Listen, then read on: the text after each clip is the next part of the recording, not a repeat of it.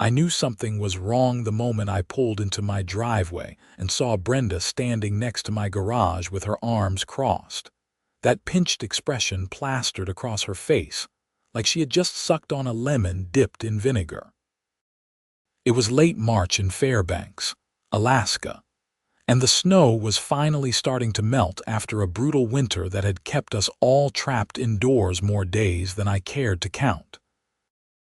I had just gotten off a 12-hour shift at the power plant where I worked as a maintenance supervisor, and all I wanted was to grab a beer, heat up some leftovers, and maybe catch the end of the game.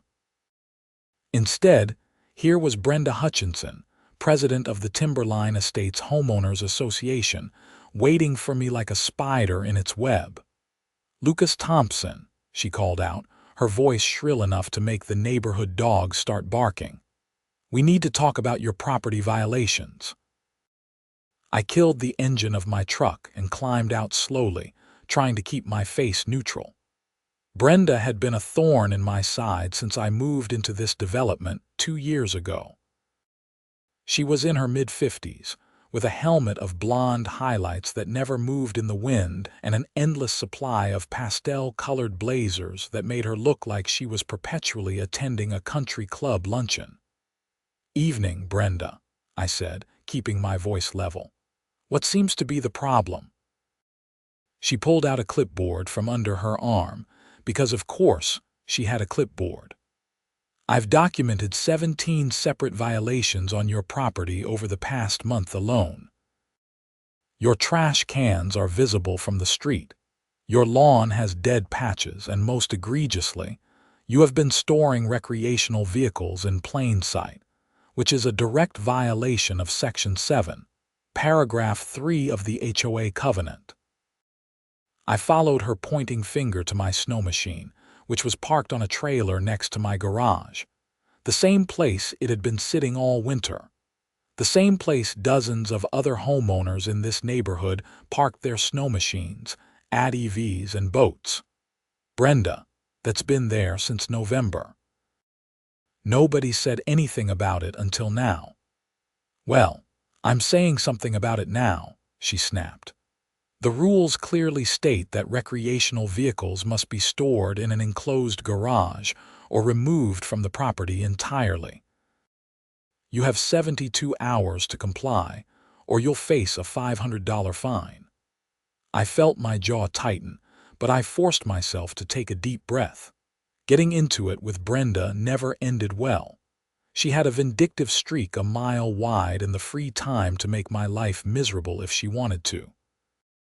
"I'll take care of it," I said, even though every fiber of my being wanted to tell her exactly where she could shove her clipboard. She gave me a tight-lipped smile that didn't reach her eyes. "See that you do. And Lucas, this is your final warning. The next violation will result in immediate fines and potential legal action." She turned on her heel and marched back to her white Lexus SUV, leaving me standing in my driveway wondering how I had ended up in a neighborhood run by someone who clearly had nothing better to do than measure the height of everyone's grass and count the hours their Christmas lights stayed up past New Year's. I went inside, cracked open that beer I had been thinking about, and tried to let it go. But something about the whole interaction bothered me. Brenda had been particularly aggressive lately, more so than usual. Last week, she had cited my neighbor Jim for having his boat visible for more than 3 days. Before that, she had sent a nasty letter to the Gregsons down the street about their kids' basketball hoop being 2 inches into the sidewalk easement. The next morning was Saturday, which meant I had planned to spend the day working on my Snowmachine. The season was basically over, but I like to do maintenance during the spring so everything would be ready to go when the snow started flying again in October. I headed out to the garage around 9, coffee in hand, ready to change the oil and check the spark plugs. That's when I noticed the battery was gone. I stood there for a solid 30 seconds, staring at the empty space where a perfectly good lithium-ion battery had been sitting the night before. It was a high-end unit, something I had dropped nearly $600 on last fall, because the extreme cold in Fairbanks required serious power to turn over the engine. My first thought was that someone had stolen it during the night. My garage door had been closed, but the side door didn't always latch properly. I had been meaning to fix it for months. I walked around the Snowmachine, checking for other damage or missing parts, but everything else seemed intact. Just the battery was gone. I pulled out my phone and called the non-emergency police line to report the theft. A bored-sounding dispatcher took down my information and said an officer would come by sometime in the next few days to take a report. Not exactly the urgent response I had hoped for, but property crime was hardly a priority for the Fairbanks Police Department. I spent the rest of the morning fuming and searching online for a replacement battery, which of course was going to take 2 weeks to ship, because apparently nobody in Alaska kept them in stock during the off-season. By afternoon, I had worked myself into a pretty good mood of righteous anger and decided to take a walk around the neighborhood to clear my head. That's when I saw it. I was passing by Brenda's house, which was 4 doors down from mine on the same street, when I noticed her garage door was open. She was inside, and sitting right there on a workbench, clear as day, was a Snowmachine battery. My Snowmachine battery. I stopped dead in my tracks, my heart hammering in my chest. I could see the distinctive yellow and black casing, the same brand and model I owned. But that didn't necessarily mean it was mine. Plenty of people around here had Snowmachines. It could be a coincidence, except Brenda didn't own a Snowmachine. I knew this for a fact, because she had once gone on a 15-minute rant at a community meeting about how Snowmachines were noisy death traps that should be banned from residential areas entirely. I walked closer, trying to look casual, like I was just out for a stroll. Brenda was bent over something in the back of her garage, completely oblivious to my presence. I could see the battery more clearly now. There was a small scratch on the bottom left corner, exactly where I had dinged mine against my workbench when I first installed it, but I needed to be sure. I had written down the serial number when I bought the battery, part of my habit of documenting expensive purchases for insurance purposes. If I could see that serial number, I would know for certain. I pulled out my phone and casually raised it like I was checking a message, but I angled the camera toward the garage and zoomed in as far as it would go.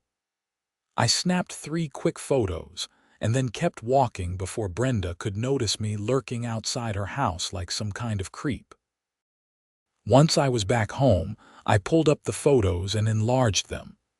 The serial number on the battery was partially visible in one of the shots. I grabbed the purchase receipt from my file cabinet and compared the numbers. It was a perfect match.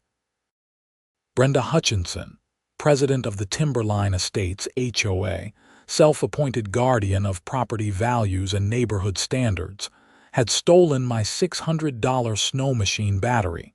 For a few minutes, I just sat there, trying to process what I was seeing. Why would she do this? What could she possibly gain from stealing my battery? And how incredibly stupid was it to steal something and then leave it sitting out in plain sight in her own garage? Then it hit me. She wanted me to see it. Or rather, she wanted to make sure the battery was gone so I couldn't move my Snowmachine within the 72-hour deadline she had given me. Without the battery, the machine wouldn't start, which meant I couldn't drive it onto the trailer and take it somewhere else. I would be stuck with a $500 fine, and she would have another notch in her belt of enforcing the HOA rules. Except, she had underestimated my tendency to document everything and my willingness to walk around the neighborhood when I was pissed off. I called the non-emergency police line again and explained the situation to a different dispatcher who sounded slightly more interested than the first one. She said she would have an officer call me back. 2 hours later, my phone rang. "Mr. Thompson, this is Officer Davis with the Fairbanks Police Department. I understand you believe you've located your stolen property."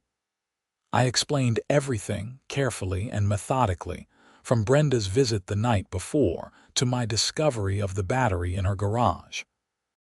I emailed him the photos and the receipt showing the serial number. "This is certainly unusual," Officer Davis said, his voice carrying a note of amusement. "You're saying the HOA president stole your battery to prevent you from moving your snow machine?"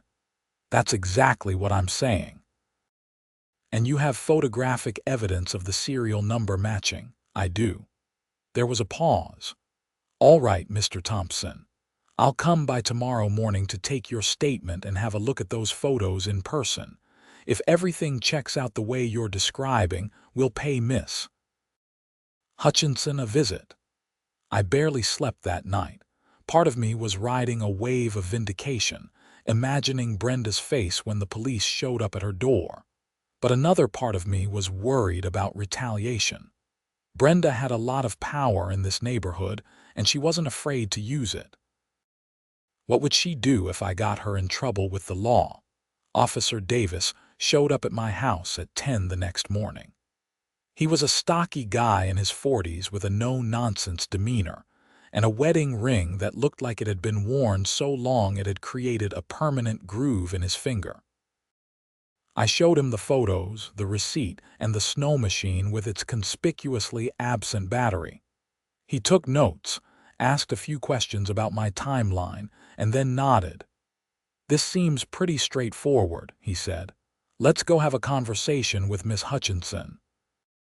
I followed him down the street, my palms sweating despite the cool morning air.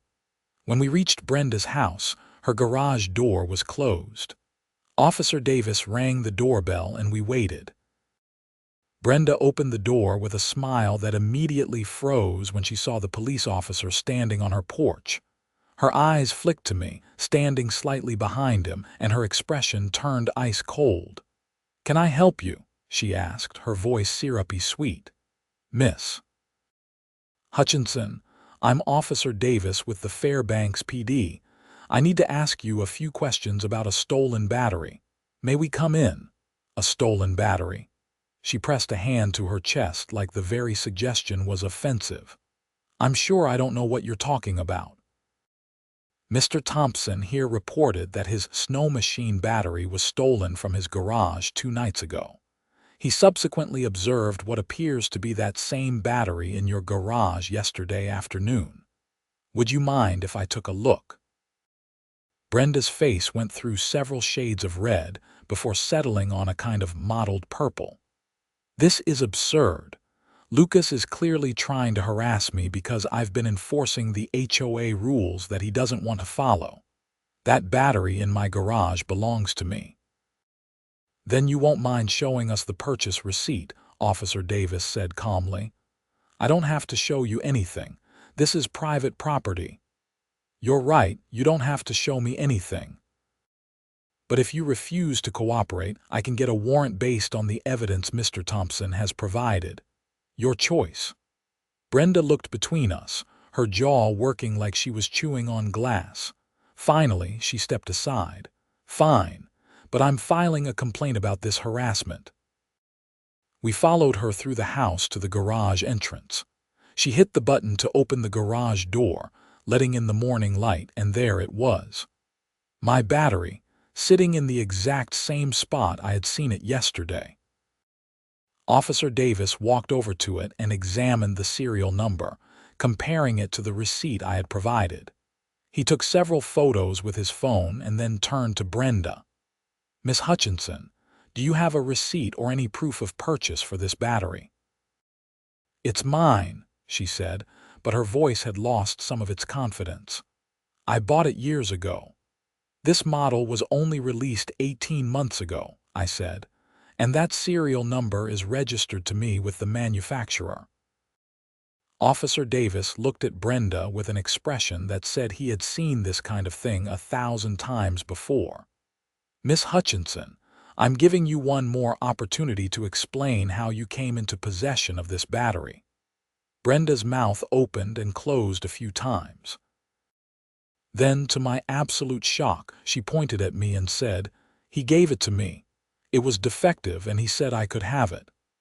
"That's a lie," I said, trying to keep my voice level. "I've never given you anything and that battery works perfectly fine." "Do you have any proof that Mr. Thompson gave you this battery?" Officer Davis asked. "His word against mine," Brenda said, crossing her arms. Officer Davis nodded slowly. "Except it's not just his word. He has a receipt showing he purchased this specific battery, identified by serial number.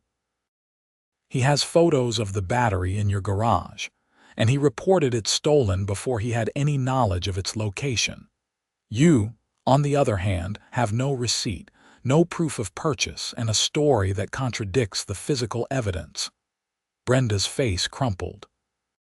For a moment, I thought she might actually cry, but then her expression hardened into something mean and desperate.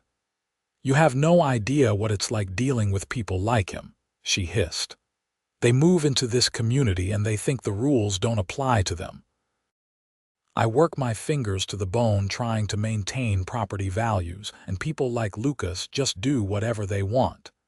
He refused to move his snow machine, so yes, I took the battery. I was going to give it back after he paid his fine. It was just to teach him a lesson. The silence that followed her confession was deafening. Even she seemed to realize what she had just admitted to. Officer Davis cleared his throat.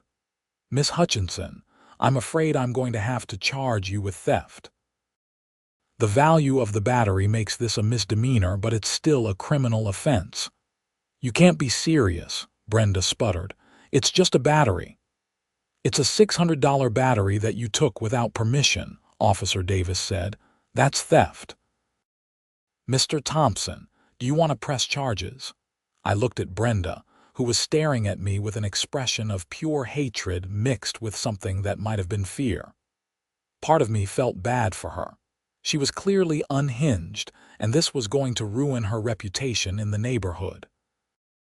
But then I remembered all the petty fines, the constant harassment, the way she had terrorized people for having the audacity to park their cars in their own driveways. "Yes," I said, "I want to press charges." Officer Davis nodded and pulled out his handcuffs. "Miss Hutchinson, you're under arrest for theft in the 4th degree. You have the right to remain silent." Watching Brenda get handcuffed in her own garage was surreal. She alternated between crying and threatening to sue everyone involved, including the police department, the HOA board, and me personally. Officer Davis remained professional throughout, loading her into his patrol car and arranging for the battery to be returned to me once it had been photographed as evidence. As the patrol car pulled away, neighbors started emerging from their houses, drawn by the commotion. Jim from next door jogged over, his eyes wide. "Was that Brenda in the back of a cop car?" "Yeah," I said. "She stole my snow machine battery." "No way." Jim started laughing. "Are you serious? The HOA president is a thief, dead serious." Word spread through the neighborhood faster than wildfire. By that evening, my phone was ringing off the hook with people wanting to hear the whole story. Some folks were shocked, but a surprising number of people were thrilled. Apparently, I wasn't the only one who had been on the receiving end of Brenda's particular brand of tyranny. The Gregsons, whose kids had been cited for the basketball hoop, stopped by with a bottle of wine. "That woman fined us $300 for having a decoration in our yard she deemed inappropriate," Mrs. Gregson said. "It was a garden gnome, a garden gnome." Over the next few days, more stories emerged. Brenda had been fining people left and right for increasingly ridiculous violations. She had cited someone for having a doormat that was the wrong color. She had threatened legal action against a family for hanging bird feeders that, attracted nuisance wildlife. She had even tried to force a disabled veteran to remove his wheelchair ramp because it wasn't mentioned in the original architectural plans for his house. The HOA board called an emergency meeting for the following Wednesday. I attended, along with what looked like every other homeowner in the development. The community center was packed, standing room only, and the energy in the room was electric. The vice president, a mild-mannered accountant named Roger Chen, called the meeting to order. He looked exhausted and deeply uncomfortable as he explained that Brenda had been removed from her position as president effective immediately, pending the outcome of her criminal case. We want to apologize to everyone who has been unfairly targeted by overzealous enforcement of the HOA rules, Roger said, reading from a prepared statement. Moving forward, we will be reviewing all fines levied in the past year and implementing a new system of checks and balances to prevent this kind of abuse of power. The room erupted in applause. People stood up and started sharing their own stories of harassment and unfair treatment. It turned into a kind of impromptu therapy session, with everyone venting their frustrations about Brenda's reign of terror. One older gentleman, Mr. Patterson from the far end of the development, stood up and said, "I think we need to take a hard look at what kind of HOA we want to be. Do we want to be the kind of place where people are afraid to park in their own driveways? Or do we want to be a community where people actually want to live?" More applause. Roger promised that the board would hold a town hall meeting to discuss reforming the HOA rules and making them more reasonable. As for Brenda, her case wound its way through the court system over the next several months. I had to give a deposition, which was tedious but straightforward. The serial number evidence was ironclad, and her own confession to the police officer sealed her fate. She eventually pleaded guilty to misdemeanor theft in exchange for a reduced sentence. The judge ordered her to pay restitution for the battery, plus court costs, and sentenced her to 50 hours of community service. She also got a year of probation and a stern lecture about respecting other people's property, but the real punishment was social. Brenda's reputation in the neighborhood was destroyed. People who had once feared her now openly mocked her. She stopped attending HOA meetings, stopped walking around with her clipboard, stopped trying to enforce rules. I would occasionally see her leaving her house to get in her car, and she looked like a different person, smaller somehow, diminished. Part of me felt bad about that. I hadn't set out to ruin her life. I had just wanted my battery back. But then, I would remember the look on her face when she gave me that 72-hour ultimatum, the satisfaction she clearly took in wielding her small amount of power over other people, and my sympathy would evaporate. The HOA did follow through on its promise to reform. They revised the covenants to remove a bunch of the more ridiculous rules and implemented a system where fines had to be approved by a majority of the board, not just the president acting unilaterally. They also established an appeals process for homeowners who felt they had been unfairly targeted. As for my Snowmachine, I got the battery back once the police released it from evidence. I installed it, and the machine fired right up on the first try. I ended up keeping it parked next to my garage for the rest of the spring and summer, and nobody said a word about it. The following winter was one of the best I had experienced in Alaska. The snowfall was heavy and consistent, and I spent countless weekends out on the trails with friends, riding through the wilderness and enjoying the freedom that came from living in a place where you could still find solitude if you knew where to look. In February, almost a year after the battery incident, I was at the local gas station filling up my truck when I ran into Roger Chen. We chatted for a few minutes about the weather and the neighborhood, and then he said something that surprised me. "You know, Lucas, I've been meaning to thank you." "For what?" "For standing up to Brenda. A lot of us knew she was out of control, but nobody wanted to be the one to challenge her. You did us all a favor." I shrugged. "I just wanted my battery back," Roger laughed. "Well, whatever your motivation, you changed the neighborhood for the better. We've had more people attending HOA meetings now than we ever did when Brenda was in charge. People actually want to be involved in their community again." That felt good to hear. I had been worried that the whole situation had branded me as a troublemaker, someone who couldn't follow the rules. But it seemed like most people understood that there was a difference between following reasonable rules and submitting to petty tyranny. A few months later, Brenda's house went up for sale. I heard through the neighborhood grapevine that she was moving to Arizona to be closer to her sister. Part of me was relieved. As long as she lived in the neighborhood, there was always the possibility of running into her, of having an awkward encounter at the mailbox or the grocery store. The house sold quickly to a young couple with 2 kids and a golden retriever. They were friendly and normal, and most importantly, they didn't carry a clipboard everywhere they went. One evening in late spring, I was out in my driveway working on my truck when the new neighbor, a guy about my age named Marcus, walked over with a couple of beers. "Peace offering," he said, handing me one.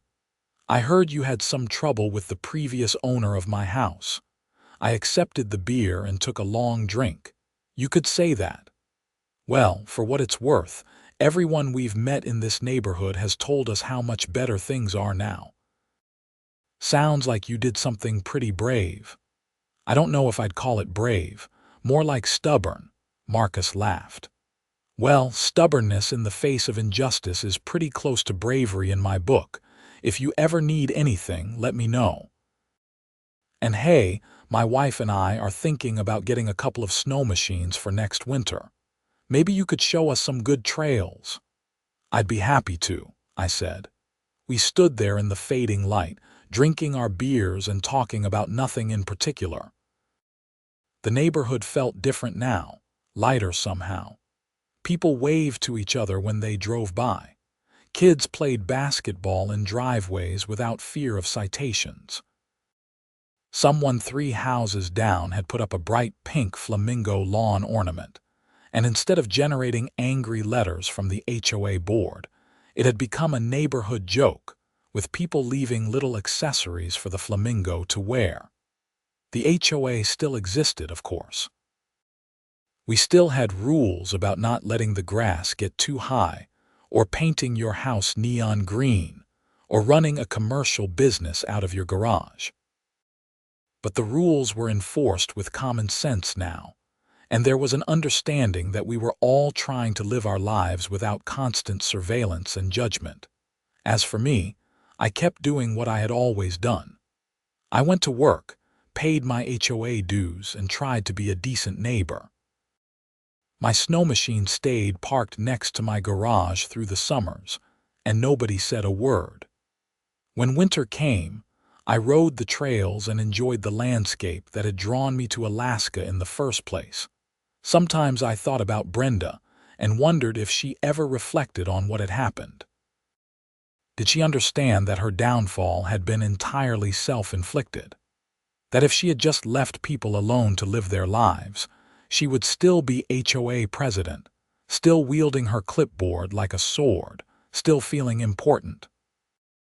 Or did she see herself as the victim, unfairly targeted by an ungrateful homeowner who couldn't appreciate all her hard work?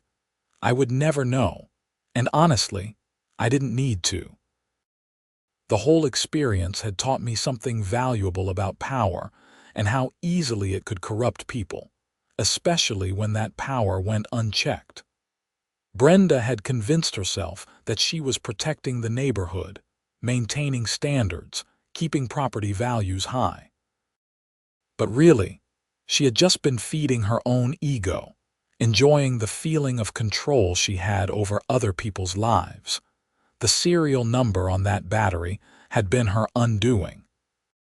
Such a small detail, a string of letters and numbers stamped into metal, but it had been enough to prove definitively that she had crossed a line. Without that documentation, it would have been her word against mine, and who knows how that would have turned out. It made me more diligent about keeping records of my possessions, about documenting everything. Not because I was paranoid, but because I had learned that sometimes the difference between justice and injustice came down to being able to prove your case with hard evidence. The summer stretched on, long days of midnight sun and warm weather that felt like a gift after the brutal winter. I barbecued with neighbors, went fishing on the weekends, and generally enjoyed living in a community that felt like a community again rather than a prison camp. In August, I got a letter in the mail from the HOA. For a moment, my stomach clenched, that old anxiety about citations and fines rising up. But when I opened it, I found an invitation to a neighborhood barbecue, the first one the HOA had organized in years. "We're trying to bring the community together," the letter said. "Please join us for food, games, and a chance to meet your neighbors. We want Timberline Estates to be a place where people look out for each other, not a place where they hide from each other." I went to the barbecue and had a genuinely good time. There was a bounce house for the kids, a volleyball net set up in the park, and long tables loaded with food.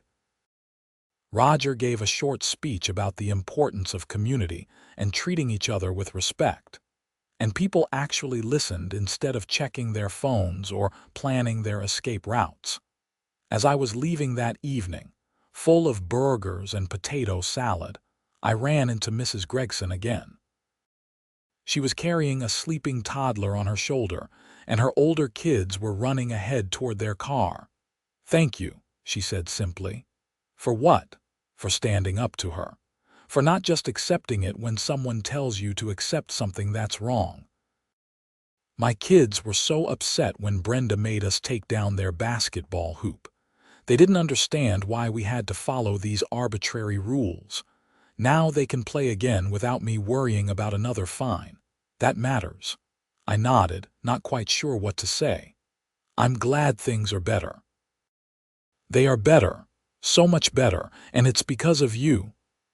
I drove home that night feeling something I hadn't expected to feel: pride. Not the arrogant kind of pride, but the quiet satisfaction of knowing that I had done the right thing, even when it would have been easier to just comply and move my snow machine and pay the fine and keep my head down. By standing up for myself, I had inadvertently stood up for everyone else who had been bullied by Brenda's petty tyranny. I hadn't set out to be a hero, I had just wanted my property back. But sometimes that's how change happens. One person deciding that enough is enough and refusing to back down. The case became something of a local legend in Fairbanks. I would occasionally meet people at bars or coffee shops who had heard about the HOA president who stole a snow machine battery and got caught because of the serial number. It was usually told as a funny story, a cautionary tale about karma and the importance of not being a jerk to your neighbors. But for me, it was always more than just a funny story. It was a reminder that documentation matters, that standing up for yourself matters, and that communities are only as good as the people willing to push back against those who abuse their power.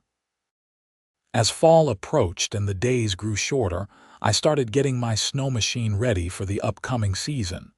I checked the battery, changed the oil, inspected the track and the suspension. Everything was in perfect working order, ready for months of adventures in the wilderness. I thought about Brenda occasionally, wondering if she was happier in Arizona, if she had learned anything from the experience.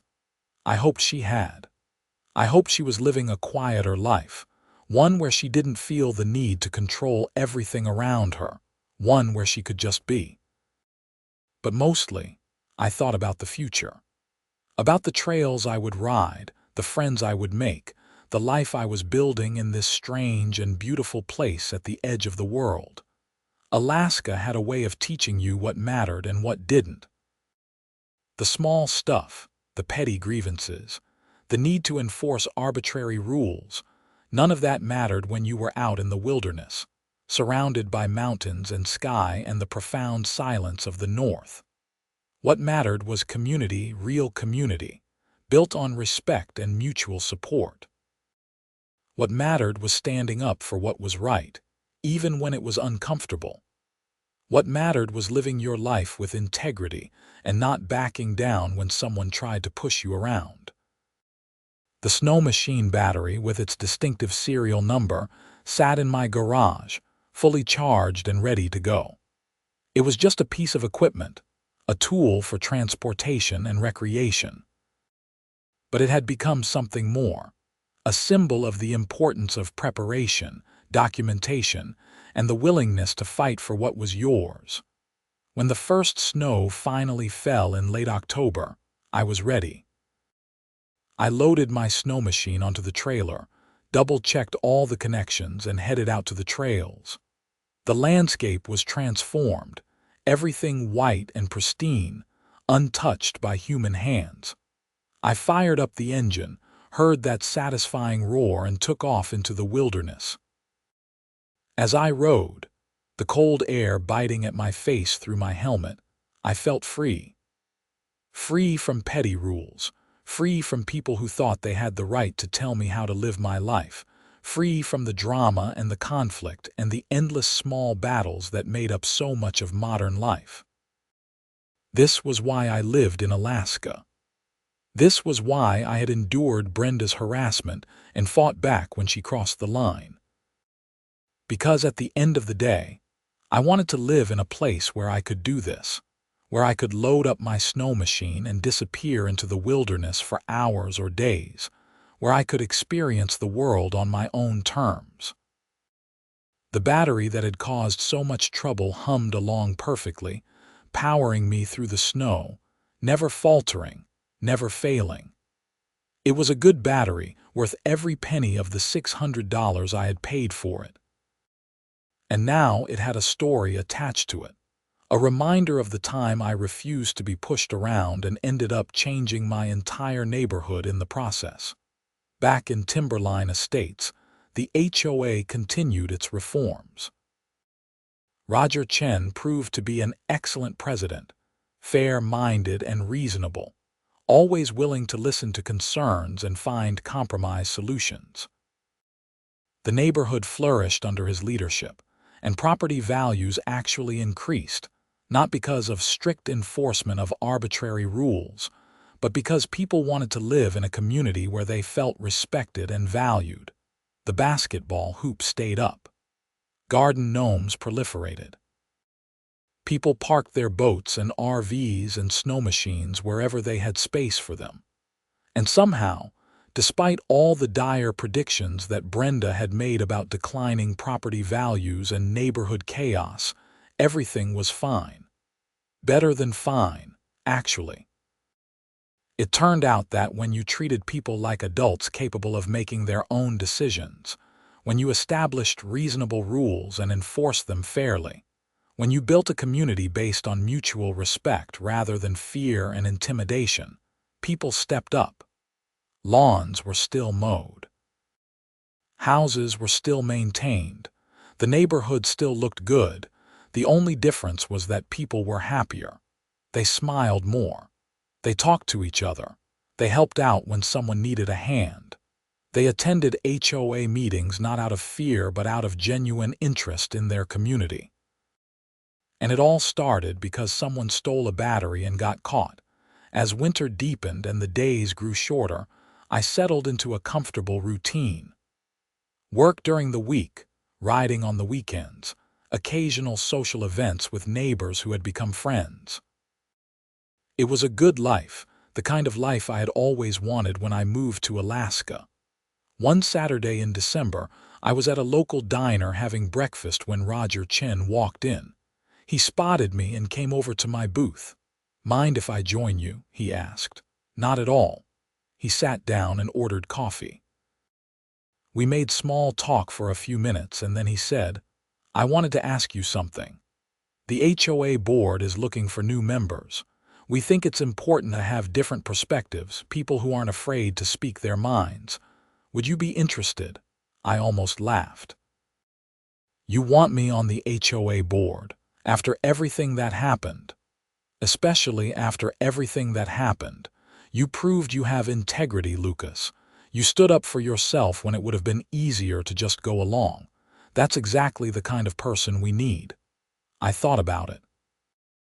The idea of serving on an HOA board had never appealed to me. It sounded like the kind of thing that would consume all my free time with meetings and paperwork and endless petty disputes. But then I thought about what Roger had said, about having different perspectives, about not being afraid to speak up.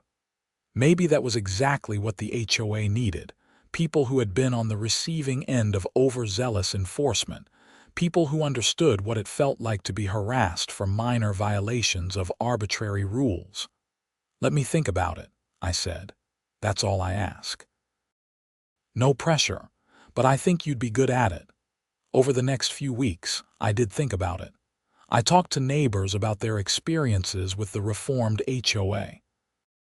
I attended a board meeting as an observer and was impressed by how different the atmosphere was compared to the stories I had heard about meetings during Brenda's tenure. There was actual discussion, actual debate, actual consideration of different viewpoints. In January, I accepted Roger's invitation and joined the HOA board. It was a decision that would shape the next several years of my life in ways I couldn't have predicted. My first proposal as a board member was to establish a community equipment share program. The idea was simple. Residents could register their tools and recreational equipment, and neighbors could borrow them as needed. It built trust, saved money, and fostered the kind of connections that made a community strong. The proposal passed unanimously, and the program was a huge success. People borrowed snow machines and lawn mowers and pressure washers. They helped each other with projects. The neighborhood became even more tightly knit. At one board meeting, someone suggested naming the program after me. I vetoed that immediately. "It's not about me," I said. "It's about all of us taking care of each other." But privately, I was proud. Proud that something good had come from that whole mess with Brenda. Proud that I had taken a negative experience and channeled it into positive change. The years passed. I served on the HOA board for 3 terms before stepping down to make room for new voices. By then, Timberline Estates had become a model for other HOAs in the area, proof that you could maintain community standards without resorting to harassment and intimidation.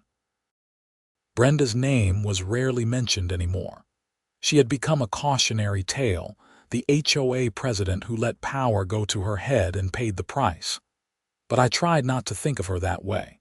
She was a human being who had made mistakes, who had gotten caught up in something and lost perspective. I hoped she had found peace in Arizona. As for my snow machine, it kept running year after year, that battery still going strong. I took good care of it, maintained it properly, treated it with the respect it deserved. And every time I fired it up and headed out into the wilderness, I remembered the whole crazy story and smiled. Because sometimes life gives you absurd situations. Sometimes people do inexplicable things. Sometimes a simple theft of a battery leads to a complete transformation of a community. You never know what small action might ripple outward and change everything. The key is to stand up for yourself. Document everything. Keep your receipts. And never, ever let someone push you around just because they happen to have a clipboard and a title. Those lessons had served me well, not just in my dealings with the HOA, but in every aspect of my life. They had made me more confident, more willing to speak up when something wasn't right, more aware of the importance of evidence and documentation. And so, as I sit here writing this story, years after it all happened, I can look back with satisfaction. The battery is still in my snow machine. The neighborhood is still thriving. And I learned that sometimes the smallest things, a serial number, a receipt, a moment of standing your ground can make all the difference. Brenda taught me that, though I doubt it was the lesson she intended. She taught me that people who abuse power eventually face consequences. That documentation can be your best friend. That communities are stronger when they stand up to bullies together. So thank you, Brenda, wherever you are. Thank you for stealing my battery. Thank you for being so careless as to leave it in plain sight. Thank you for pushing me far enough that I had no choice but to push back. Because that pushback changed everything, not just for me, but for an entire neighborhood of people who were tired of living in fear of citations and fines and judgment. Now we live in a community. A real one, where people look out for each other and help each other and treat each other with basic human decency. Where kids can play basketball without worrying about fines. Where garden gnomes can flourish. Where snow machines can sit in driveways without inspiring theft. And it all started with a battery and a serial number, and one person's refusal to accept that enough was enough. That's my story.